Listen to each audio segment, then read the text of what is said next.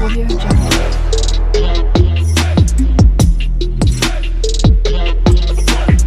Audio Jungle. नमस्कार, स्वागत है आपका हमारे YouTube चैनल लक्ष्य शूटर्स में।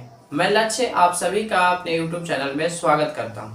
आज हम लोग पढ़ेंगे क्लास 10 का चैप्टर 1 जो कि भूगोल एनसीईआरटी बुक से, जिस चैप्टर का नाम है संसाधन एवं विकास। इस चैप्टर को हम लोग स्टार्ट करेंगे।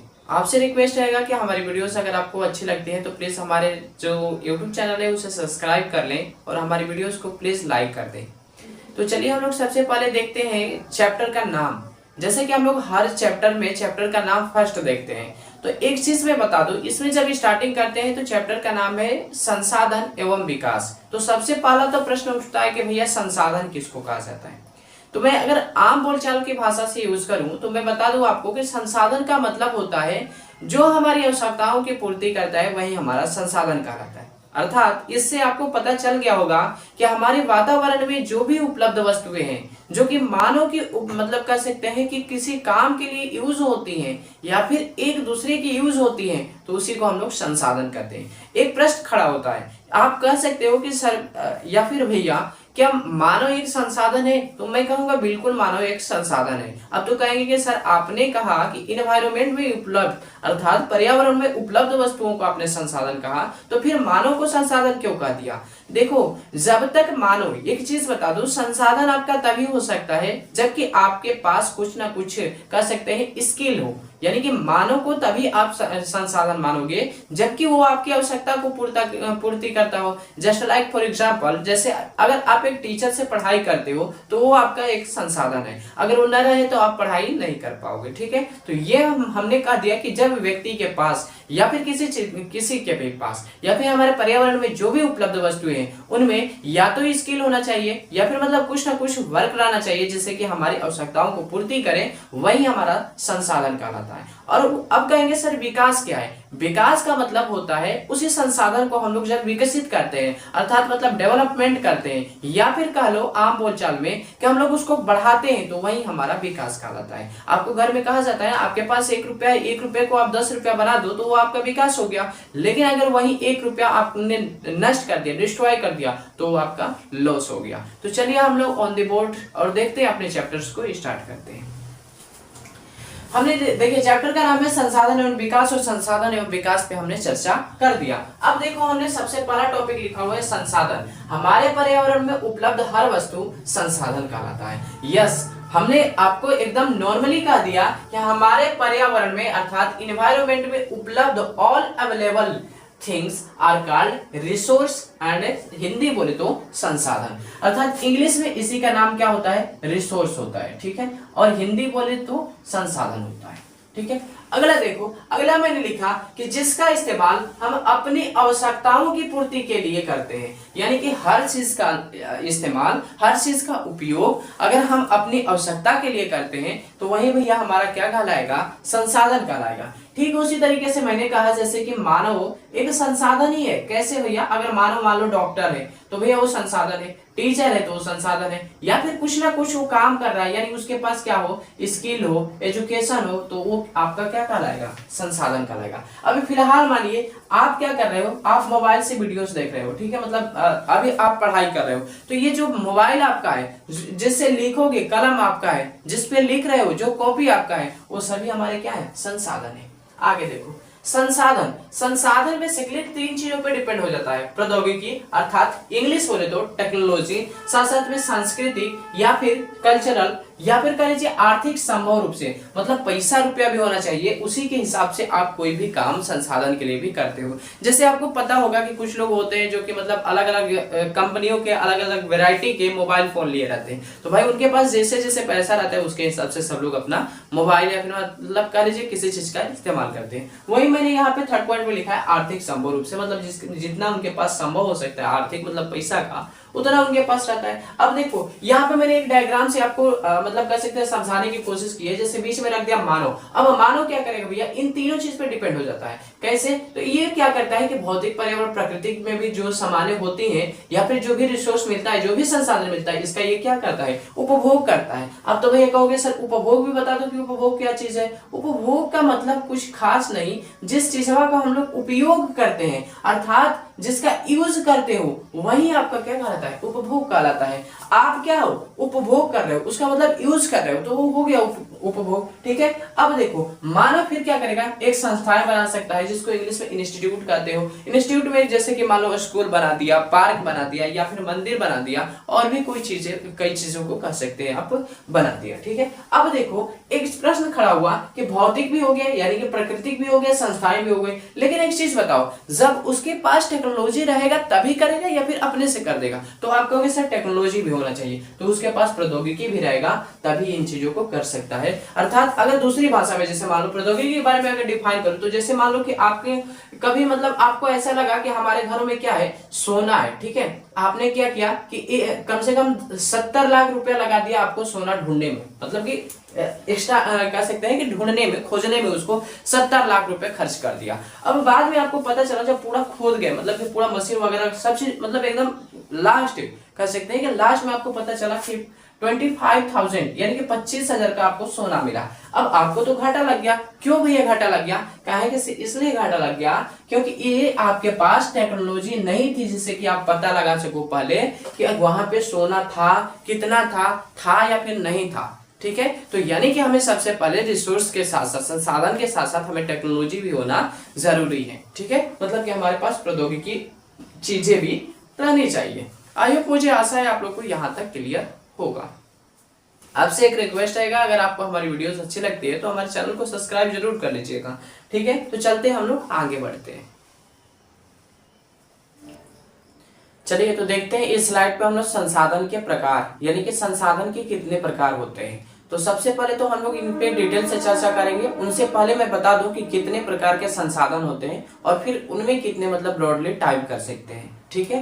तो आइए हम लोग चलते हैं पहले तो संसाधन के प्रकार। तो मैंने सबसे पहले इसमें लिखा हुआ है संसाधन के प्रकार में कि कौन कौन से संसाधन होते हैं। क्यों, क्योंकि प्रकार का जो इंग्लिश होता है टाइप होता है, और लगभग अगर टाइप का मतलब जाने तो वो मतलब कह सकते हैं कि इसको कितने प्रकार में बांट सकते हैं वो होता है। ठीक है। तो इसमें सबसे पहला मैंने यहाँ पे लिखा हुआ है स्वामित्व के आधार पे। अच्छा, सबसे बड़ा तो प्रश्न ये खड़ा होता है कि भैया स्वामित्व कहते किसको है।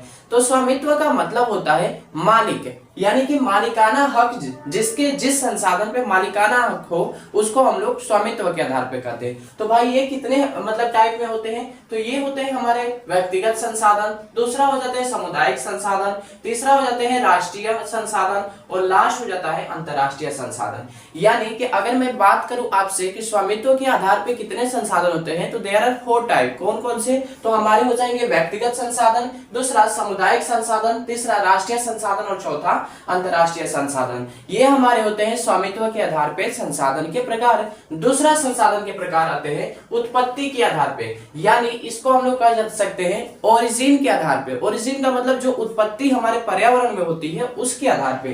तो उसमें हमारा एक आता है जैव, दूसरा आता है अजैव। ठीक है। इन सभी पे मतलब इसको डिटेल से मैं पढ़ाऊंगा, अभी मैं टाइप पढ़ा रहा हूं इसलिए इतना छोटा ही पढ़ा रहा हूं। ठीक है। अगला हमारा आता है समापत्ति के आधार पे, मतलब कि खत्म हो जाएगा या फिर रहेगा इसके आधार पे। तो इसमें भी 2 प्रकार होते हैं, एक हमारा हो जाता है नवीकरणीय और दूसरा हो जाता है अनवीकरणीय। लास्ट हमारा जो होता है विकास के स्तर के आधार पे होता है, और विकास मैंने आपको चैप्टर के नाम में ही बता दिया था कि विकास क्या है। अगर आपके पास 1 रुपए है और उसको 2 रुपए करने की क्षमता रखते हैं आप, तो वही आपका विकास है। और वो अगर 1 रुपए उसको भी खा जाने का आप रखते हैं तो वो आपका लॉस है या फिर हानि है। ठीक है। तो इसमें आपका आ जाता है संभावित संसाधन, दूसरा आ जाता है विकसित संसाधन, तीसरा आ जाता है भंडार संसाधन, और लास्ट आता है संचित कोष संसाधन। ठीक है। तो अब हम लोग पढ़ेंगे सबसे पहला उत्पत्ति के आधार पे पहला संसाधन, यानी कि जो मैंने उत्पत्ति के आधार पे जैव और अजैव को पढ़ाया था उसी को हम लोग देखेंगे कि भैया जैव संसाधन किसे कहते हैं और अजैव संसाधन किसे कहते हैं। तो सबसे पहले देखते हैं जैव संसाधन। वैसा संसाधन जैव संसाधन कहलाते हैं जो जैव मंडल से मिलते हैं। अब ये क्या हुआ, जैव मंडल का जो इंग्लिश होता है बायोस्फीयर कह सकते हो होता है, ठीक है। तो यानी कि जहां पे मतलब कह सकते हो एक तरह से कि भूमि और पानी दोनों मिलन जहां पे होता है उसी को हम लोग जैव मंडल भी कहते हैं, ठीक है। तो ये मिले, इसमें मतलब एग्जांपल क्या क्या हो जाएंगे, एग्जांपल से हमें अच्छे से समझ में आ जाएगा। तो इसमें हमारा एक हो जाएगा मनुष्य, दूसरा हो जाएगा वनस्पति एंड और भी कुछ आप बता सकते हैं। लेकिन वैसा संसाधन जो हमें कहां पे मिले भैया, तो हमारे जैव मंडल में मिलते हैं, ठीक है। अगला टॉपिक, अगला हमारा आता है अजैव संसाधन। अब ये अजैव संसाधन किसे कहा जाता है, वैसा संसाधन अजैव संसाधन कहलाते हैं जो निर्जीव पदार्थ से मिलते हैं, यानी पर्यावरण में ही तो मिलते हैं, लेकिन ये भैया नॉन लिविंग थिंग्स होते हैं। निर्जीव का जो इंग्लिश होता है उसको कहा जाता है नॉन लिविंग थिंग, यार अर्थात मतलब अगर मैं आपसे कहूं कि ये भी पर्यावरण में मिलते हैं, ये भी पर्यावरण में मिलते हैं, लेकिन इसमें आप वनस्पति का मतलब पेड़ पौधे का नाम रख सकते हैं। तो आपको पता होगा कि पेड़ पौधे हमारे क्या रहते हैं, जिंदा रहते हैं या फिर मरा हुआ होते हैं, तो आप कहेंगे सर जिंदा होते हैं। तो वही चीज तो मैंने कहा कि जो जिंदा रहते हैं उन्हीं को हम लोग जैव संसाधन, जो मर गए हैं और पर्यावरण में ही है उसको हम लोग अजैव संसाधन कहते हैं। दूसरा हमारा आता है टॉपिक स्वामित्व के आधार पर संसाधन के प्रकार, और उनको डिटेल से देखेंगे। तो मैंने सबसे पहले आपको स्वामित्व के आधार पर बताया था व्यक्तिगत संसाधन होता है। अब ये व्यक्तिगत संसाधन कहलाते क्या है, इस चीज पे हम लोग चर्चा कर देते हैं। सबसे पहला देखिए, स्वामित्व या फिर निजी व्यक्तियों के पास होता है। स्वामित्व का मतलब क्या हुआ, मालिक या फिर किसी चीज की जो मालिकाना हक है उसके अगर एक व्यक्ति के हाथों में है तो वही हमारा व्यक्तिगत संसाधन कहलाता है। फॉर एग्जांपल अगर मैं बताऊं तो मैं ये टी शर्ट पहना हूं, ठीक है, या फिर शर्ट पहना हूं, जो भी कह सकते हैं। तो टी शर्ट जो पहना हूं इस पे हक किसका है, सिर्फ मेरा है। क्या मैं आपको अगर इच्छा ना हो तो मैं आपको इसको अवॉइड कर सकता हूं, आपको दे सकता हूं? आप कहेंगे नेवर सर। तो वही चीज तो मैंने कहा कि जो एक पर्सनल व्यक्ति के हाथों में होता है उसी को हम लोग व्यक्तिगत संसाधन कहते हैं।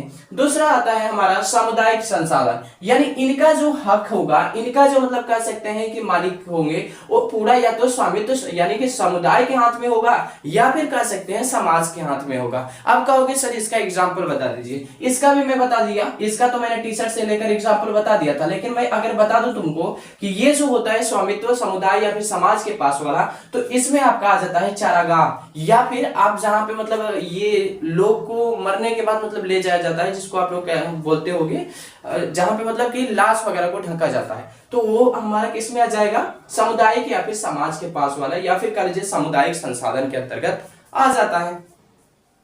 थर्ड पॉइंट है राष्ट्रीय संसाधन। अब देखो, नेशनल रिसोर्सेज का इंग्लिश होता है और राष्ट्रीय संसाधन का मतलब होता है कि जिनका स्वामित्व राष्ट्र के पास हो, यानी कि जिनका स्वामित्व कहां पे हो भैया, राष्ट्र के पास हो। फॉर एग्जांपल इसमें आप पेट्रोल या फिर डीजल डाल सकते हो। जैसे सपोज दैट अगर मान लो तुम्हारे घर में हमें पता चला कि या फिर आपको पता चल गया कि आपके घर में क्या है, पेट्रोल है, तो क्या अगर आपके घर में पेट्रोल है तो उस तब तो कहोगे कि सर हम तो अमीर बन गए। लेकिन ऐसा नहीं हो सकता है। जिस दिन सरकार यानी कि जिस दिन गवर्नमेंट को पता चल गया कि आपके घर में पेट्रोल निकला है, आपको वहां से हटा सकती है, यानी इसका स्वामित्व किसके पास है, सरकार के पास है। अगला देखिए, यानी कि एक राष्ट्र के पास है।